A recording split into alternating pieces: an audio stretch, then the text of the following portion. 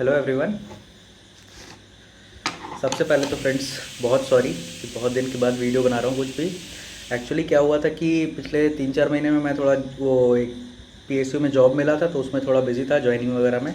अभी चीज़ें थोड़ी स्टेबल हुई हैं, तो अब से मैं कोशिश करूँगा कि यूट्यूब पे जितने कमेंट्स आ रहे हैं या जो भी आ रहे हैं उससे रिलेटेड मैं कुछ रिप्लाई करूँ।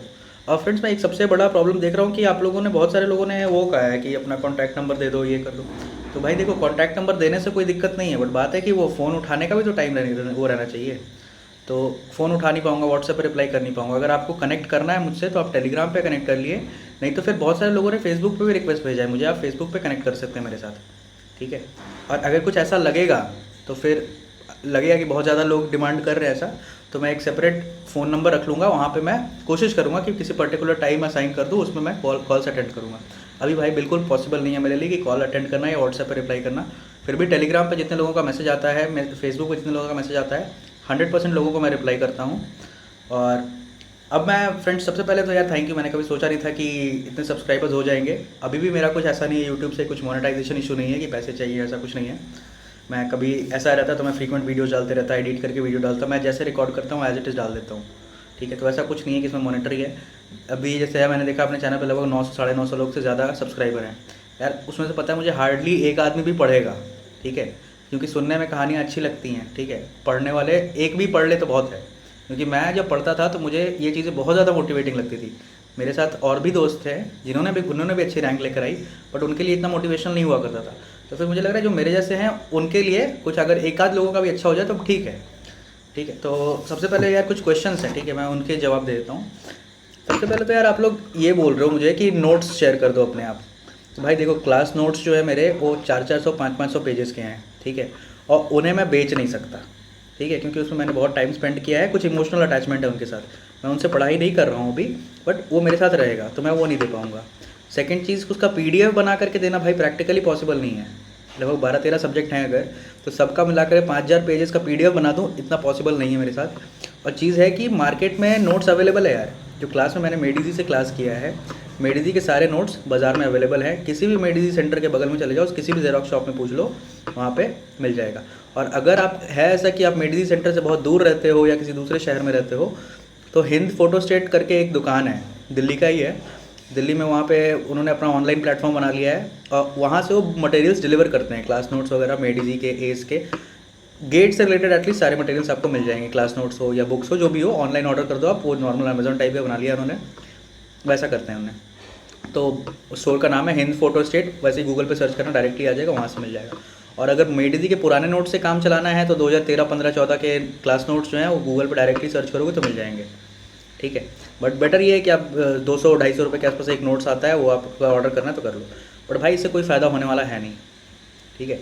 आपको नोट्स अपने खुद से बनाने होंगे, ठीक है। गेट बहुत बड़ा एग्ज़ाम नहीं है, इससे कुछ अचीव करने के बाद बहुत बड़ा कुछ नहीं मिलने वाला है। बट बात है कि एग्ज़ाम टफ़ है, क्लियर करने के बाद थोड़ा कॉन्फिडेंस आता है, वही अच्छा लगता है। उस कॉन्फिडेंस से ज़िंदगी और आगे कुछ आसान हो जाती है। मतलब एटलीस्ट इतना आपको कॉन्फिडेंस रहेगा ना कि हाँ, आपको फिर डरने की ज़रूरत नहीं कि खाना कहाँ से खाएंगे, ये कहाँ से करेंगे, ठीक है।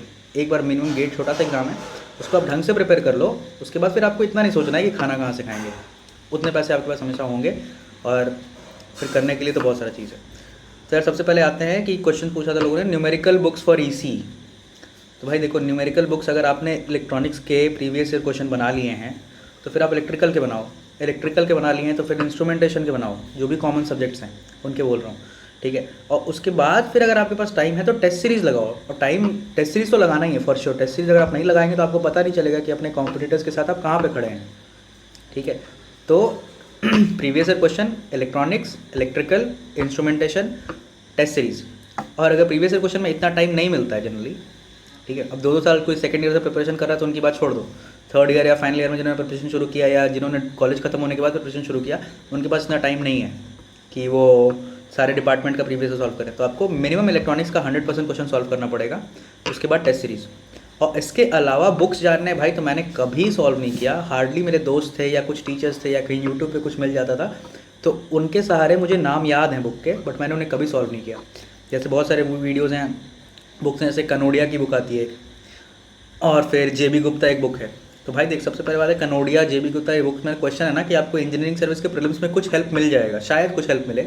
बट गेट के अगल बगल के लेवल का कोई क्वेश्चन ही नहीं होता उधर, ठीक है। तो गेट में बहुत सिंपल क्वेश्चन आते हैं बट कॉन्सेप्चुअल आते हैं, तो वो क्वेश्चन आपको गेट में ही मिलेगा। अगर उस तरह के रेलिवेंट क्वेश्चन आपको देखने हैं, वो भी कभी कभार करना है यार, हर बार करोगे तो टाइम नहीं मिलेगा। बात है कि वेस्टेज ऑफ टाइम है। आप प्रीवियस ईयर सॉल्व करो, उसके बाद घूमो फिरो एंजॉय करो, उतना सफिशिएंट है करने के लिए। 2 बार 3 बार प्रीवियस ईयर ही सॉल्व करो, मिनिमम 2 बार तो सॉल्व करना ही है यार, टाइम मिले तो 3 बार भी कर लो।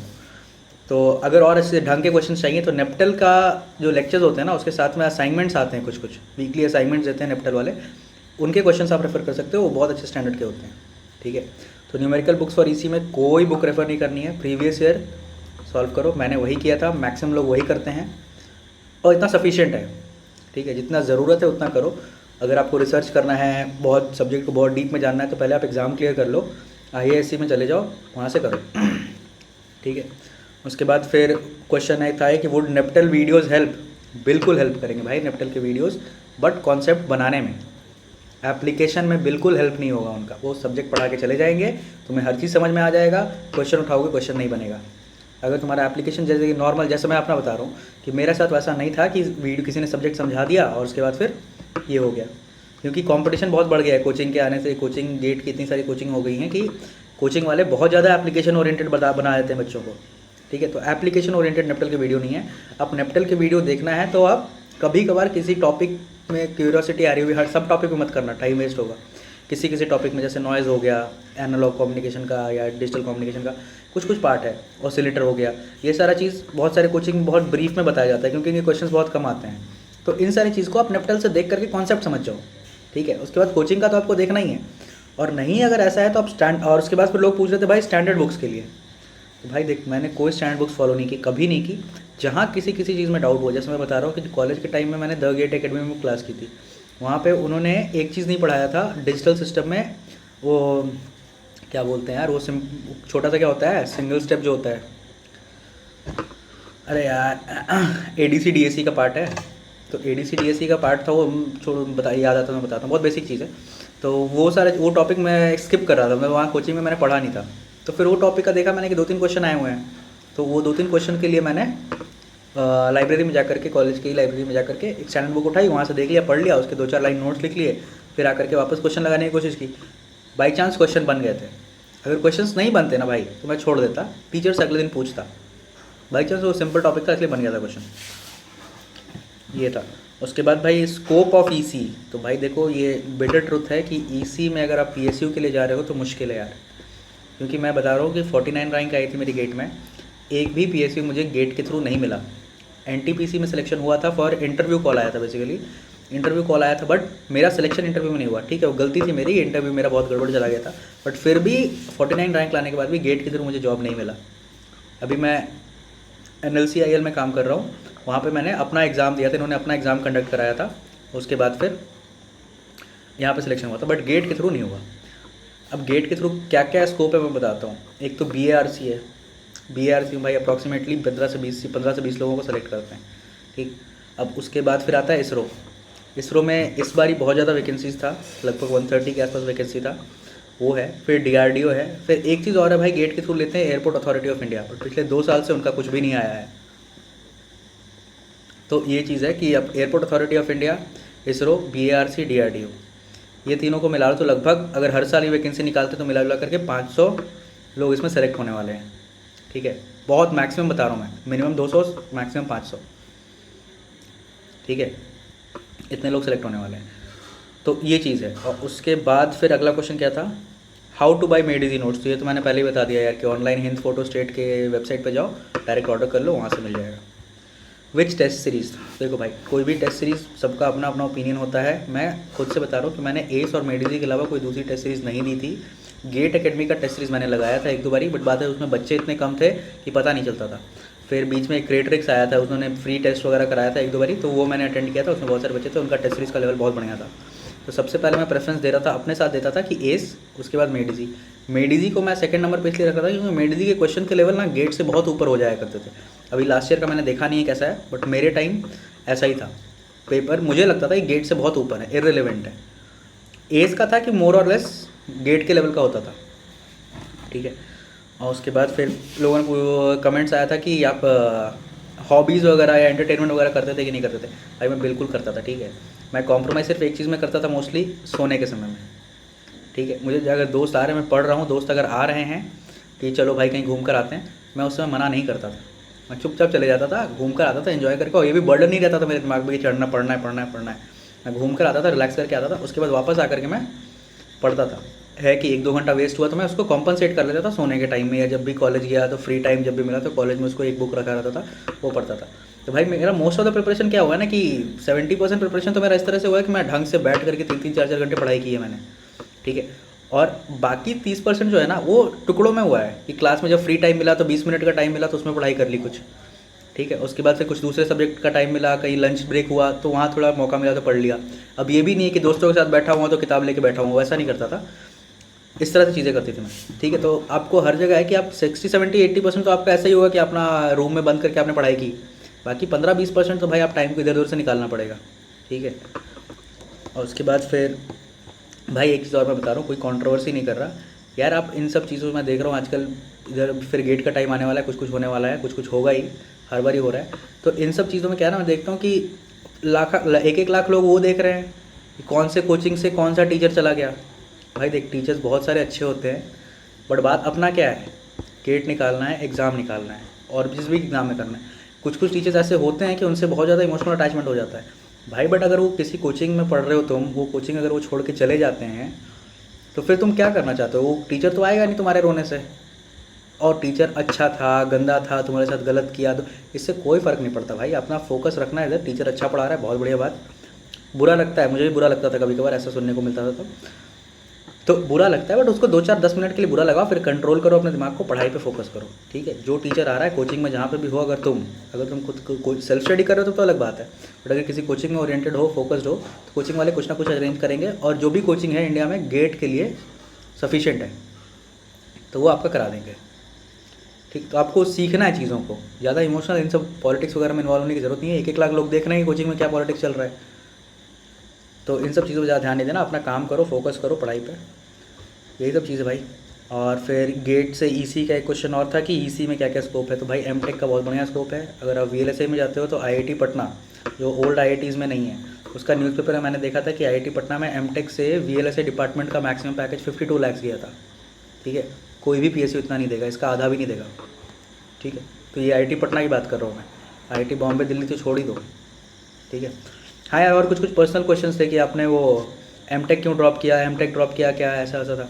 तो भाई देख, एमटेक मैंने ड्रॉप किया था क्योंकि मेरा उसमें 3-3 4-4 चीज़ था, ठीक है। एमटेक मैंने एडमिशन ले लिया था, आईआईटी बॉम्बे में एडमिशन मिला था मुझे, मैंने ले लिया था। उसके बाद फिर मेरा इंजीनियरिंग सर्विस का मेंस का एग्जामिनेशन था, एनटीपीसी का इंटरव्यू था, ये सारी चीज़ें थी। अब उसके चक्कर में क्या होता भाई, एमटेक इतना हेक्टिक हो रहा था कि उसके चक्कर में ना मेंस का पढ़ पा रहा था, ना एनटीपीसी कर पा रहा था, और इन दोनों एग्ज़ाम के लिए पढ़ नहीं पा रहा था, तो उसके प्रेशर में एमटेक पर भी फोकस नहीं कर पा रहा था, ठीक है। तो हाँ, मैंने डिसाइड करने में मुझसे गलती हुई, मैं इसके लिए सॉरी बोलता हूँ कि एक भी सीट मेरे कारण वेस्ट हुआ, वो गलती है मेरी। बट उस समय भाई पॉसिबल ही नहीं था मेरे लिए, और उस चक्कर में हुआ भी वही कि मैंने एमटेक भी छोड़ दिया, मेरा इंजीनियरिंग सर्विस भी क्लियर नहीं हो पाया, और उसके बाद फिर एनटीपीसी भी क्लियर नहीं हो पाया। अगर किसी एक चीज़ पे फोकस रहता शायद हो जाता। तो ये चीज़ है, अगर आपको एमटेक करना है तो भाई तो क्लियर हो, एमटेक करो, ठीक है। जैसे मेरा दोस्त वो एक कल्पित अग्रवाल है ना, जो 2020 में रैंक वन आया था, वो भी आईआईटी बॉम्बे मेरे साथ था, उसको मिल जाता, कोई भी पीएसयू मिल जाता। बट बात है भाई, वो इतना फोकस था ना कि नहीं करना ही नहीं, मुझे आईआईटी बॉम्बे जाना है, ठीक है। तो इस तरह से था ओरिएंटेड वो, इसलिए कंप्लीट कर रहा है। अभी देखो 1-2 महीने में उसका प्लेसमेंट हो जाएगा, जो भी हो जाएगा बढ़िया करेगा। तो ये फोकस होना चाहिए, आप एमटेक चुनो तो एमटेक चुनो, आप बढ़िया करो। और अगर पीएसयू के लाइन में जाना है तो पीएसयू फोकस करो। और उसके बाद फिर बहुत सारा ऐसा एग्ज़ाम होता है भाई, जैसे मुझे बहुत बाद में पता चला, जैसे कि इंटेलिजेंस ब्यूरो का कुछ टेक्निकल एग्ज़ाम होता है, सेंट्रल गवर्नमेंट की कुछ मिनिस्ट्री में कुछ इलेक्ट्रॉनिक्स वाले के लिए पोस्ट होती है, ये सारा चीज़ है। तो ये सब आप सर्च करो, एक सरकारी नौकरी करके कुछ वेबसाइट है, उस पर बहुत सारी चीज़ें पता चलती रहती हैं कि टेक्निकल एग्जाम्स भी होते हैं इलेक्ट्रॉनिक्स के लिए, इलेक्ट्रिकल के लिए। जैसे अभी यूपीपीसीएल में कुछ सीटें आई हैं, तो वो सारा चीज़ इलेक्ट्रॉनिक के लिए कभी कभी आती हैं, बट है ये सारा चीज़ है। और उसके बाद फिर और भी बहुत सारे एग्ज़ाम्स है भाई, कि अगर ये गेट नहीं होता है तो क्या है, बैंकिंग है, उसके बाद फिर क्या होता है, एसएससी है, और उसके बाद UPSC, BPSC, state services, central government, civil services, ये सारी चीज़ तो है ही भाई, उनका छोड़ दो, वो अगर कर लेते हो तो फिर गेट करने की ज़रूरत नहीं है, वो बहुत ऊपर की चीज़ें हैं, उनसे बेहतर कोई चीज़ नहीं है। तो ये सारे एग्ज़ाम्स हैं। और भाई अगर तुम ये देख लिया, कोई भी एक सब्जेक्ट किसी भी एक एग्ज़ाम पर फोकस कर रहे हो, उस पर ढंग से कर लो, उसके बाद इतना मिनिमम रहेगा कि तुम्हें कॉन्फिडेंस की कमी नहीं रहेगी उस पर्टिकुलर फील्ड में, ठीक है। तो उस चीज़ पे आप डिबेट कर सकते हो किसी से, ठीक। तो ये सारी चीज़ें हैं यार। और क्या बता रहा था, हाँ भाई देखो गेट के बाद तुम्हें बहुत सारा ऑप्शन मिलेगा। देखो अगर आप एक मिडिल क्लास फैमिली से हो तो शायद थोड़ा मुश्किल हो, जैसे मैं एक मिडिल क्लास फैमिली से हूँ तो चीज़ें थोड़ी मुश्किल होती हैं। बट अगर गेट के बाद गेट में अच्छे रैंक लेके आ जाओ तो आपको बहुत सारा स्कोप मिलेगा कि आप जर्मनी या सिंगापुर जा करके पढ़ाई करके आओ, ठीक है भाई। वैसा चीज़ है। और मैं पर्सनल ओपिनियन रख रहा हूँ, एक रिक्वेस्ट करके देखना चाहता हूँ, ठीक है। बाकी सबका अपना डिसीजन होता है, मैं गलत सही नहीं बता रहा किसी को भाई। मुझे सिर्फ इतना लग रहा है ना कि गेट कर लो आप, बढ़िया रैंक किसी ना किसी का आएगा ही, ठीक है। उसके बाद भाई आप जाओ, बाहर ऑप्शन मिल रहा है, पैसे है, सब चीज़ है, कुछ सपोर्ट मिल गया, जो भी है, जिस कारण से भी मौका मिल रहा है बाहर कुछ सीखने का, सीख के आओ, बाहर की दुनिया देख के आओ क्या है, ठीक है। हाँ सिर्फ मेरे अकॉर्डिंग क्या है ना कि भाई उधर रहना नहीं है, सीख के आओ, सर्व इधर ही करना है, ठीक है। हर चीज़ है, छोटी से छोटी चीज़ देख लो यार, वैक्सीन हमें मिल रही थी तो वैक्सीन हमें कोई बाहर वालों ने नहीं दिया, ठीक है। वैक्सीन हमें फ्री में बटी, पूरे देश को बटी, लोगों को पटा, ठीक है। तो वो हमें किसी पॉलिटिकल पार्टी की बात नहीं कर रहा मैं, क्या इंडिया की बात कर रहा हूँ कि सर्व हमें इसे ही करना है, ठीक है। और इसलिए है कि ऑप्शन आपको मिलेगा, एमटेक करेंगे आप बढ़िया कॉलेज से, प्लेसमेंट होगा, इंडिया के बाहर जॉब मिलेगी, ठीक है। पैसे मिलेंगे भाई, नो डाउट पैसे बहुत ज़्यादा मिलेंगे। तो हमारे एक मेडीजी में बहुत, मेरा one of the favourite teacher थे वो, तो उन्होंने बोला क्या था ना कि आप फर्स्ट क्लास सिटीज़न इंडिया में ही हो, ठीक है। यूरोप चल जाओ, यूएस चल जाओ, फर्स्ट क्लास का टैग हट जाता है आपके पास से। ये तो पहली बात है भाई। और सेकेंडरी चीज़ है भाई, प्राइमरी चीज़ है ना, ये तो सेकेंडरी बताया मैंने, प्राइमरी चीज़ ये है ना कि इस देश से हमें बहुत कुछ मिला है, इसको ही करना है सारा कुछ। तो इंडिया बहुत तेज़ी से डेवलप कर रहा है भाई, अगर हमारा कॉन्ट्रीब्यूशन रहे ना तो बहुत जल्दी सेल्फ इंडिपेंडेंट हो जाएंगे हम। बाकी फिर इतना बड़ा देश है ना भाई, पूरे दुनिया का कुछ भी हो जाए इस पर प्रेशर नहीं बन पाएगा। सिर्फ एक बार हमें सेल्फ इंडिपेंडेंट होना है हर चीज़ में, ठीक है। वो है, धीरे धीरे हो जाएगा, प्रोग्रेसिव डेवलपमेंट का पार्ट है, होना ही है आज ना कल। और उसमें हमारा कंट्रीब्यूशन रहना तो भाई, क्योंकि देख के मुझे बुरा क्या लगता है ना कि चीज़ों को आपको भी लगता हो सोच के, जितने बड़े बड़े गूगल है जो भी है, अब उनके CEO हैं, क्या बोलते हैं, इंडियन है, तो वो वहाँ पे गए, मैं गलत नहीं कह रहा हूँ, वो भी इंडिया का नाम कर रहे हैं उधर जा करके। बट बात है कि भाई वो कंट्रीब्यूशन इंडिया के लिए भी तो दे सकते थे, उनके पास अपॉर्चुनिटी नहीं था ऐसा। तो ठीक है, अपॉर्चुनिटी हमें क्रिएट करना है यार। सारे सब लोग, मेरे से थोड़ा मुश्किल है, बट सब लोग ये मत करो कि जॉब के पीछे भागो यार, कुछ जॉब क्रिएटर बनने का भी सोचो। तो उसमें रिस्क नहीं ले लेना है उल्टा पुल्टा, अपने सभी पे कमांड करना है, अपने आप को, अपने फैमिली को पहले स्टेबल कर लेना है, उसके बाद अगर मौका मिले जॉब क्रिएटर बनो। क्योंकि अपॉर्चुनिटी जैसे जैसे बढ़ेंगी चीज़ें आसान होती जाएंगी, और ये चीज़ें तो भाई चलो ये सब तो छोड़ो, हटाओ, फालतू की बात, अलग अलग बातें हैं। फोकस करो गेट पे, पहले फरवरी में एग्ज़ाम होगा वो करो। और उसके बाद फिर भाई मैं सोच रहा हूँ, बहुत दिन से सोच रहा था कि मैं कुछ डिजिटल और एनालॉग एंड डिजिटल कम्युनिकेशन की वीडियोज़ बनाऊँ सब्जेक्ट वाइज। तो मैं क्वेश्चन में वो हो नहीं पा रहा है, ठीक है, थोड़ा मुश्किल हो रहा है बनाना, क्योंकि लगभग 100 घंटे लगेंगे। तो मैं ये सोच रहा हूँ कि क्वेश्चन ओरिएंटेड ही बनाऊँ, जैसे गेट अकेडमी जैसे करती है ना, क्वेश्चन लेकर के क्वेश्चन का सॉल्यूशन देती है, बहुत अच्छे से समझाती है। मैं GATE academy one of the best channel मानता हूँ यूट्यूब पे जो फ्री कंटेंट में देती है, ठीक है। तो उनका कंटेंट देखो, उस तरह का मैं सोच रहा हूँ कि कुछ उस तरह करूँ, अगर हो पाए तो मैं इंप्लीमेंट करके बताऊँगा, आप लोग देखना उसको ज़रूर, और जैसा रिस्पॉन्स रहेगा उसी के अकॉर्डिंग मैं उसे कंटिन्यू करूँगा। और ये चीज़ है यार। और अगर भाई जिसे कनेक्ट करना है, फेसबुक पे कनेक्ट कर लो, टेलीग्राम पे कनेक्ट कर लो, मेरे पुराने वीडियोस पे देख लेना यार, लिंक आ जाएगा। और फेसबुक पे अतुल कुमार देख लेना, ये चेहरा दिखेगा, सर्च कर लेना। और अगर कुछ ना मिले तो अतुल कुमार NLCIL करके डालोगे ना, फेसबुक पे आ जाएगा, उस पर सर्च करके वो रिक्वेस्ट भेज देना। जो भी क्वेश्चन आएगा, जब भी आएगा, मैं रिप्लाई करूँगा श्योर। बट ये नहीं कि मैं तुरंत 2-4 घंटे में रिप्लाई कर दूँगा, ऐसा नहीं। जब भी टाइम मिलेगा पक्का 24 घंटे के अंदर या 1-2 दिन के अंदर पक्का रिप्लाई करूँगा। चलो ठीक है भाई, बाय बाय।